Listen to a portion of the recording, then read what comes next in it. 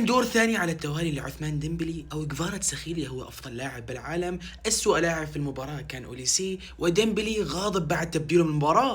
أكلتوا المقلب صح؟ أكيد ما كان غاضب. ديمبلي اللي محقق البالن دور وجايب الأبطال بالموسم الماضي ومقدم مباراة عظيمة أمام البايرن ومسجل هدف تم تبديله الدقيقة 65، ورغم كل هذا ما اعترض على قرار المدرب. والله حرام عليك، والله حرام. الحقيقة اللي صعب يتقبلها أي مشجع لكرة القدم، تحديدا المشجع البرشلوني، لأنه ديمبلي معهم كان لاعب منتهي تماما. الآن مع باريس سان جيرمان عم يبحث عن ثاني بلندور له أمام بايرن ميونخ لوحده مساهم ب4 أهداف. إذا فاز بالدوري وفاز بالأبطال إعلاميا هو المرشح الأول، ولسه بكأس العالم هو مع منتخب ثقيل مثل فرنسا. ولكن البلندور لو راحت لمهاجم في باريس سان جيرمان فأكيد لازم تكون لكفاراتسخيليا. وعندي سؤال، هل كفارا هو أفضل جناح في العالم هذا الموسم؟ هل بيتفوق على أوليسي ويامال وفينيسيوس وغيرهم؟